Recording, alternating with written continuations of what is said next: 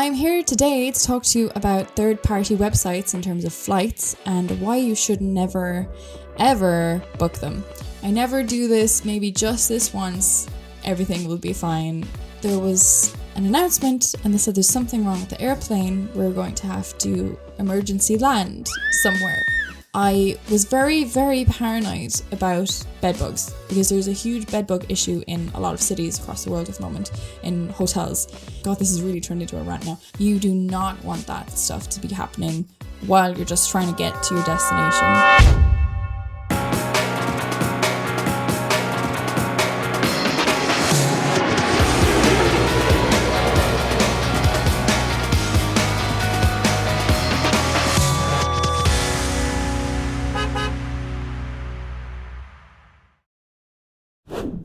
Hello and welcome to another episode of These Corners of the World Travel Podcast. I am your host, Kelly O'Brien, and I'm a little less professional looking today because I don't have my headphones. I cannot find them. Doesn't matter, not going to let it stop me.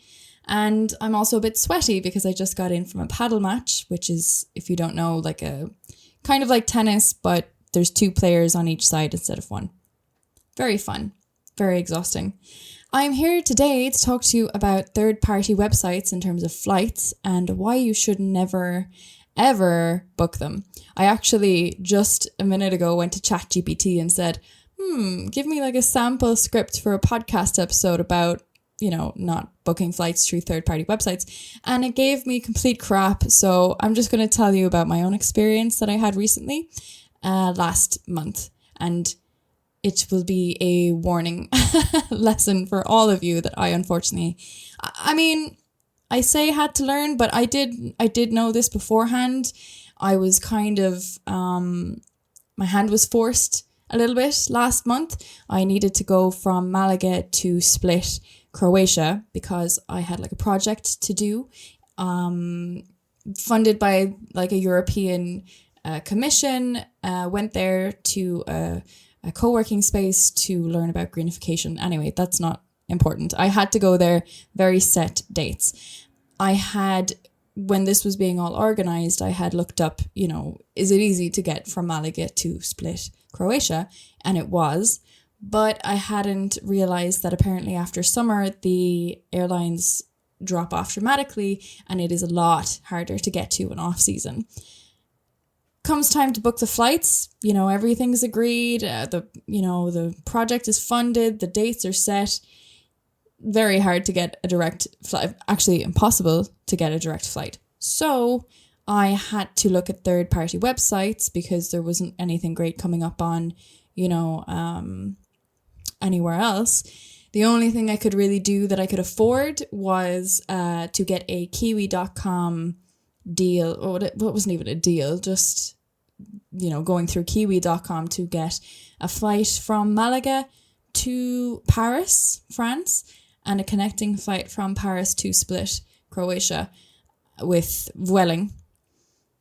Do the project, stay in Split, return with EasyJet, and go from Croatia, Split, Croatia to Geneva, Switzerland, connect there, and then fly back to Malaga, Spain.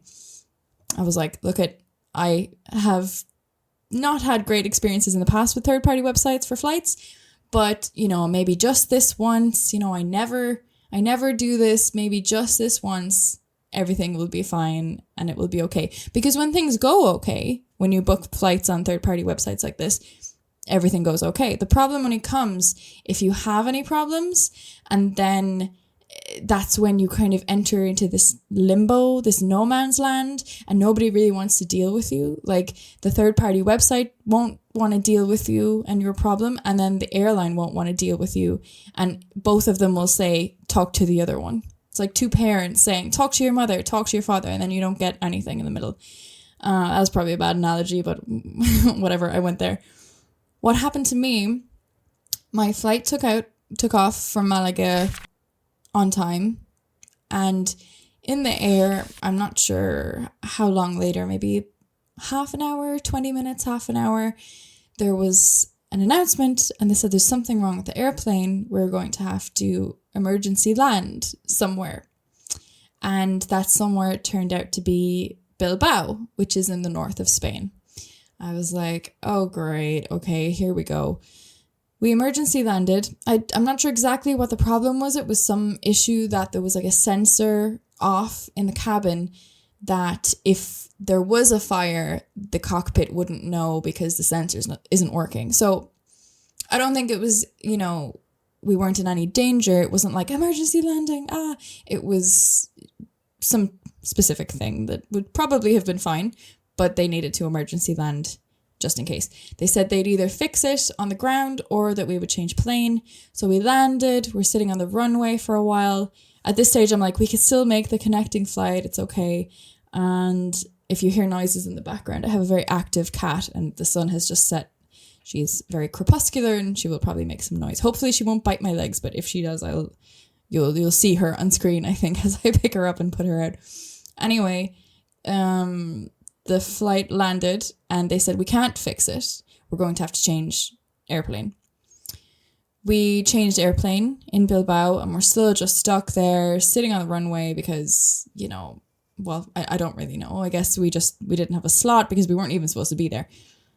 In the end, we got to Paris 3 hours later than we were supposed to. More than 3 hours later, actually. And it was about 8 p.m., 9 p.m. My cat is very loud. I'm so sorry. I'm just going to pause and let her do her business and come back to this in a second. Okay, she is done. I was saying that we arrived in Paris 3 hours later than we should have. And we had missed our connecting flight to Split, Croatia. It is about 8 p.m., 9 p.m. at night. While on the plane, I had befriended a woman who was also traveling to Split, Croatia on the exact same flight that me and my boyfriend were taking. She had booked directly through Vueling and we had booked through Kiwi.com. And for some reason, Kiwi had booked our flights in 2 separate bookings instead of together. Don't know why. Maybe it was cheaper for them. I have no idea. But it comforted, is that a word? Comfort. It was of some comfort on the flight to know that there was another woman going to our destination and that we would all get sorted out on the ground in Paris. We landed. Vueling staff were there to welcome this woman that I had befriended with open arms, and they handed her a flight for the next day, said there's none today. You can fly tomorrow to Split via Rome. Here's your ticket. Here is the name of the hotel we're putting you in tonight. And here's a voucher for dinner. And we were like, what about us? And they were like, nope, just for her. That's all. You can talk to customer service if you feel like it. And I was like, this is just the start of it now. This is, we're not going to get anything here. But, we still tried. We went to the customer service and we explained a couple of times. We didn't roll over easily. I was pissed. I was annoyed. I wasn't disrespectful because people are just doing their jobs, but I wasn't backing down very easily. So I did try my best to, get them to get us on their flight the next day because it was their fault. It was their airline's issue that caused us to be 3 hours late. And both of our flights were with Vueling. We were flying to Paris with Vueling and from Paris with Vueling. So what's the issue? This woman had the exact same itinerary and she was sorted out with absolutely everything. And we were just the poor relations. Get in the corner. We don't want to see you. We don't want to deal with you. They said, talk to Kiwi. So we called Kiwi. Well, I chatted them on the phone, they have a chat customer service. And to be fair, they were very responsive, but they didn't, help us. Then we called them and it was my boyfriend actually, because at this stage I was annoyed even more. So I was like, can you just deal with this part?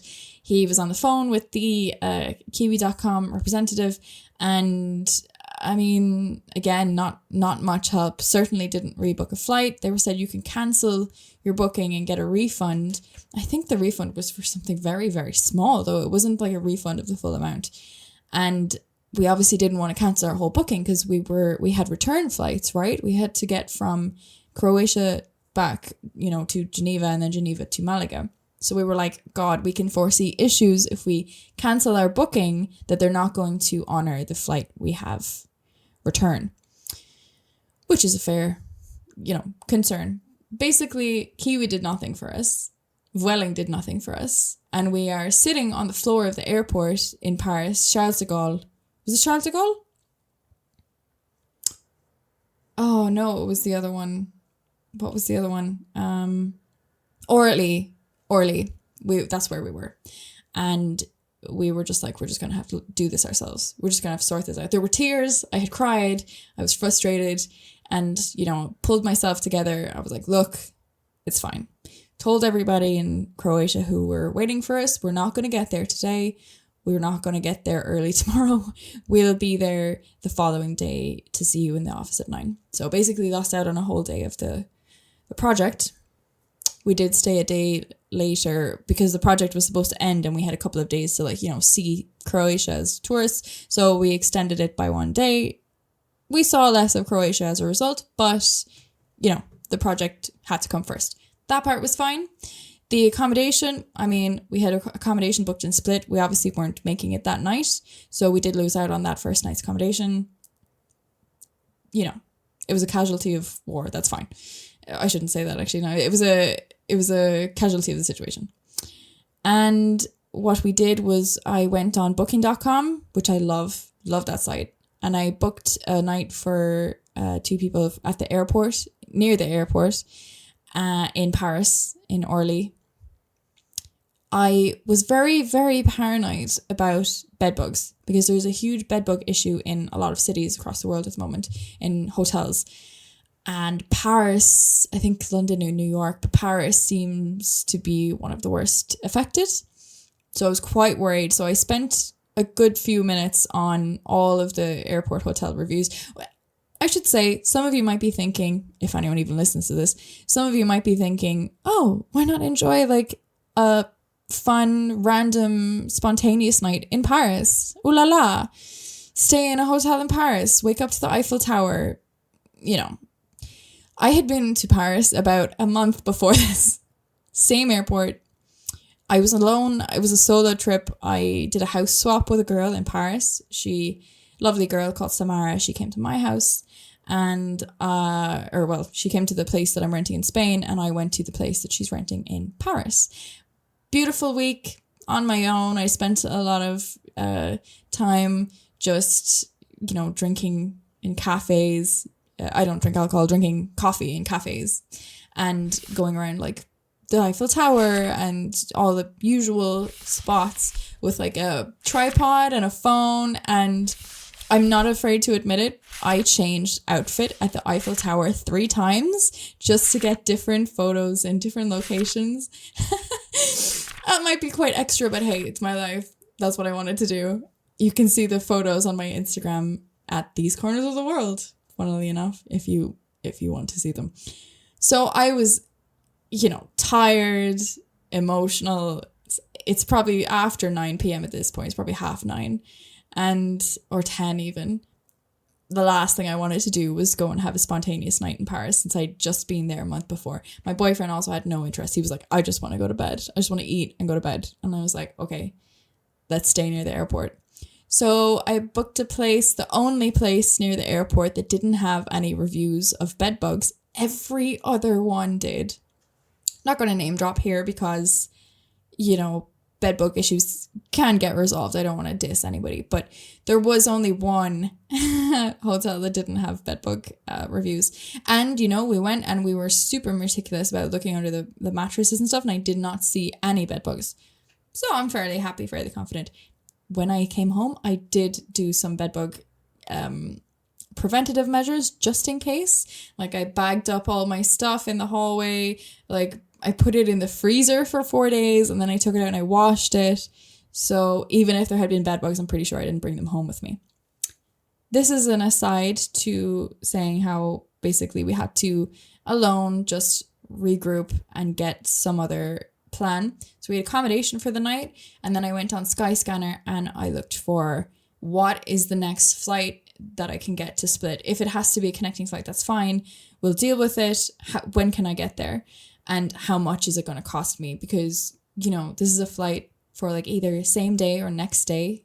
And I was prepared for it to be hundreds of euro. And I think in most cases it maybe would have been, but I think we actually got really lucky because I found a Transavia. Is that how you pronounce it? Transavia? Transavia, I'm going to go with.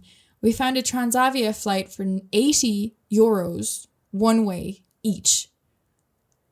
Direct. From Paris to Split for the very next day. It was in the evening, but it wasn't, you know, it was great. It was direct. So booked that, yeah, and went to the hotel, had some food, went to sleep, got up late the next day, worked from, you know, the reception in the hotel, got the transfer back to the same airport, flew with Transavia to Split, bish bash boom, we're in Split, everything goes great from then on. And I must say also the return flight that we got via kiwi.com from Split to Geneva, connecting there and getting back to Malaga. Everything went fine there. That was with EasyJet. I think I just said that actually. Love EasyJet. They're great. I've always had problems with Vueling, I must say. And I've heard a lot of horror stories about Vueling. So this is as much a rant about Vueling as it is via third-party websites like kiwi.com. They're both at fault because Vueling is, you know, I don't think it's great. Kiwi.com should have helped us, basically. They have this thing that they put on their website to try and make people feel at ease. The Kiwi.com guarantee, you know, even if you miss your connection, everything's going to be fine. It's literally there in plain English on their website that if you have a problem with your connecting flight, we'll sort it out. They didn't. They haven't. Having come back from the experience, this is last month, I went mental with, you know, how can I stick it to these people who have messed me over, like caused emotional distress. Everything did work out in the end, but like it was like frustrating. And it did cost us money, time, energy, like a lot of stuff. I had to go and like redo the dates of this project that I was even doing. So I applied on Vueling's website for compensation for the flight that I paid for and missed. I applied for compensation for the night's accommodation and the dinner that we had to, you know, because we missed the flight, we had to stay in Paris for a night. So for that night, I had to do all these separately. I don't really know why. It wasn't a very straightforward process. And then the third compensation I did, again on Vueling's website, but it was like an EU law that if a flight is more than 3 hours delayed, that you're supposed to get compensation X amount. I don't know exactly how much, is a few €100. It's depending on how long the delay is and how far away the airports are from each other. And I worked it out that it would have covered the cost of everything if we had just gotten the refund or the compensation of the EU law thing. So all of those have been resolved so far. So to be fair, like within the month, Vueling did get back, but they said no to everything. They said, nope, not paying for, not giving you a refund for the flight that you missed, not giving you a refund of the night's accommodation and the dinner. No, we're not even giving you the compensation that you're, to be honest, we are supposed to get that under EU law. The only get out of jail free card there that they have is that it's like, you know, like act of God kind of thing, you know, that they couldn't foresee it. However, I'm going to appeal that because under their own website, it says, and under EU law, it says that airplane maintenance, it's not an act of God. If something goes wrong with the plane, it probably should have been caught before you took off. And that goes under airplane maintenance. It's not an act of God. That was foreseeable. You could have prevented that. So I'm going to appeal that, and I don't care how many times, God, this has really turned into a rant now. I don't care how many times I have to resubmit that application, I'm going to do it. Anyway, because we booked through kiwi.com, I also went to them and said, look, I've applied for compensation from Vueling. I'm also going to do it here. Like, what's the situation? So they had like a form and stuff, and I filled out. I don't know what's going on with that. I don't think it's been exactly a month yet, but I've had no correspondence from Kiwi on that at all. Maybe they'll come back. I doubt it. Maybe they will. I'm not holding out hope. To be fair, it wasn't the worst case. We could have had to pay hundreds of euro to get to Croatia last minute. I'm very happy that it was only 80 euros each. But it was very stressful, and it's not like it didn't cost us anything. Like, it did cost us I've already covered that. Time, money, emotion. So basically what I'm saying is I'm never going to fly Vueling again. You make up your own minds about that. I'm certainly never going to use kiwi.com again. And I'm certainly never going to book flights, definitely not connecting ones, through a third-party website ever again. Because it's just, when things go wrong, you're passed from pillar to post. Nobody wants to deal with you. You have to sort everything out yourself, and it's just not worth it. It's not worth the stress. So you might be asking yourself, what do you do? What should you do? How I get flights is I go to skyscanner.com. Oh my God. Skyscanner was like a massive game changer for me years ago when I discovered it, because basically it's just great for like filters. You can set where you want to go from, where you want to go to. You can like change, well, obviously, but you can also click if you want direct flights or if you don't want direct flights, because often you can get cheaper deals if you have connecting flights. So for example, I don't know how many hundreds of euro I saved, but it was hundreds of euro. A few months ago, had to travel to the United States. And instead of flying from Spain directly to the United States, I connected in Ireland. So I flew from Malaga to Dublin with Aer Lingus, connected there. With Aer Lingus, I flew from Dublin to Chicago, and it was hundreds of euros cheaper. I think entirely that flight leg and the return flight from Chicago to Dublin, Dublin to Malaga, pretty sure it was about 500 euro, one person return, which is actually really, really good. No, actually, sorry, it was 450, 460 euros thereabout. It ended up being about 500 because I needed to change the date and I had to pay a small fee. Anyway, it was way more economical than flying direct. So instead of having to go to different websites of airlines and finding out, you know, what the best combination of flights are, just go to Skyscanner and you put in where you're going from, where you're going to. If you have to have a direct flight, that's fine. You can tick that box. But if you leave it off, they'll come up with combinations for you. If you don't want to fly at a certain time in the morning, let's say the buses to the airport only start at 6 a.m. You can set that filter, you know, don't have any flights that leave earlier than 8, you know, because you need to be there about 2 hours before your flight. So you're not going to get there if the bus isn't running and you don't have any other transport, right? So you can filter that you don't want the flight to leave before 8. You don't want it to get in after a certain hour. And there's all sorts of filters you can click. Basically, skyscanner.com is just a lifesaver.